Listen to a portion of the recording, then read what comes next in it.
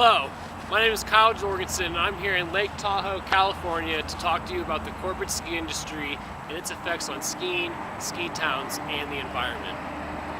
As evidenced by the discovery of skis from 6300 to 5000 BC in Russia, skiing is one of the oldest modes of transportation in the world. Over the centuries, skiing has evolved from a mode of survival into one of the world's most popular and global leisure activities. Skiing is popular in North and South America, Europe, Asia, Australia, and South Africa. And Antarctica, skiing is one of the easiest ways to travel in one of the world's harshest environments. Many people have an enormous passion for this pastime. The sport has attracted many different demographic groups to ski resorts and towns to do any kind of work in order to ski or snowboard as much as possible. Every year, the United States experiences increasingly more visits.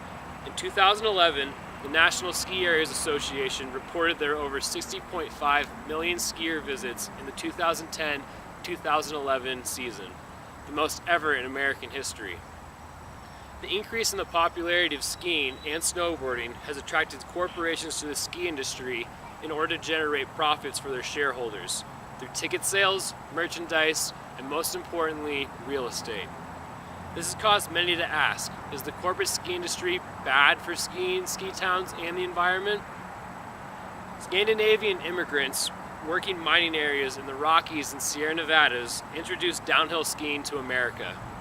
The first known ski lift was operated in Johnsonville, California during the 1880s, where citizens rode uphill in the ore buckets of the local mine tramway.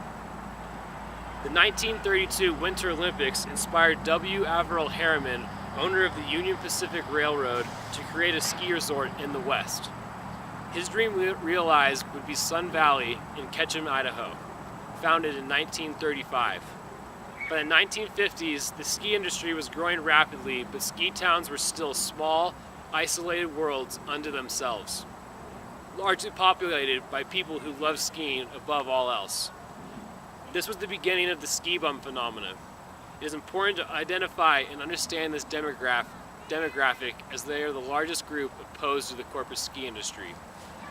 A ski bum turned journalist, Jeremy Evan, defines a ski bum in his book, In Search of Powder, a story of America's disappearing ski bum.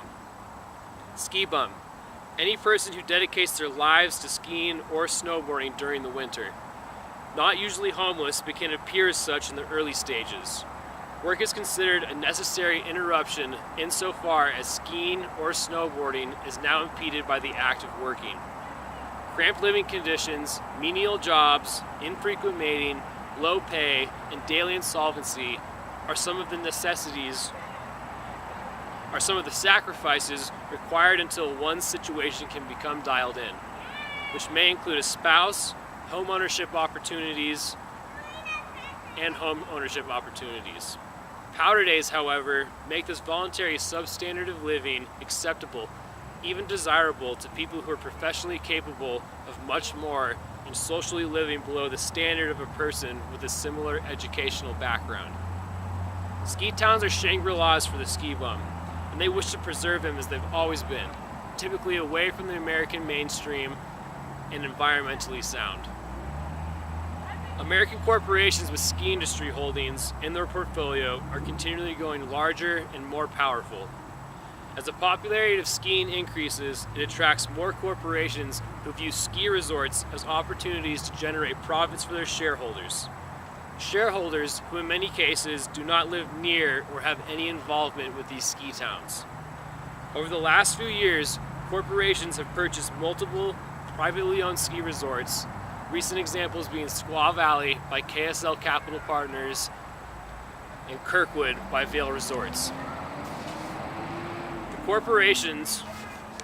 These corporations and others intend to enhance the resort in order to generate more profits.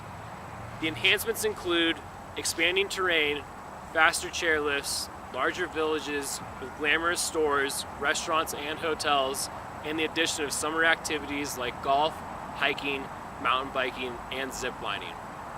These types of activities are intended to attract more year-round customers to support the development and real estate and sales of real estate which is their real motivation to purchase ski area properties. In Downhill Slide, while the corporate ski industry is bad for skiing, ski towns, and the environment, Hal Clifford states that skiing is no longer an end unto itself for those looking to profit from it. It instead has been transformed into a come-hither amenity to sell real estate. This is a fundamental shift away from the roots of the sport and its development, one that is deeply disturbing to many people. Skiing is an increasingly expensive activity. Current bare essentials for a single day of skiing or snowboarding at Squaw Valley, USA in Lake Tahoe, California are gas to get to the resort, $4.50 a gallon, owning your own equipment, about $300 to $1,000, or renting equipment for $50. You also need to purchase a lift ticket priced at about $80. Other amenities at Squaw Valley Supply are group lessons for $120, or food at $10 a hamburger, and lodging at $80 per night. These costs are compounded with skiing with friends, significant others, and or children, and staying multiple nights. As significant as these prices already are, the enhancements corporations are implementing are continually driving the costs even higher. Unlike communities where houses have year-round occupants, a large percentage of homes in ski towns are empty a majority of the year. Most real estate properties are vacation homes or condominiums for the affluent, who spend the minority of their time away from their permanent home.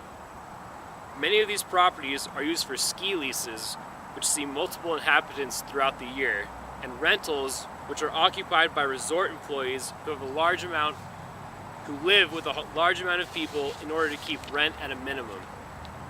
There are homes where families do live year-round, but are comparatively low. As corporations continue to develop real estate with larger, modern, more expensive homes, the gap between the new homes and the people who can afford them grows even larger. Another way ski corporations want to maximize the return on their investment is through the increase of the acreage and uphill capacity of their resorts. If the targeted land is privately held, it is inevitable that the pristine mountainous areas will be impacted. No matter how minimal developers try to limit their impact, there will always be a toll taken on the natural flora and fauna. For publicly held lands that are leased, the permit process required by the U.S. Forest Service minimizes this damage. Unfortunately, the big ski corporations tend to target privately held properties for investment as opposed to ski areas that are on public lands.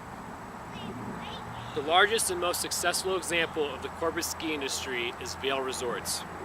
In 1962, Vail, located in Colorado, created the first resort model in the United States. With a gondola and several chairs taking ski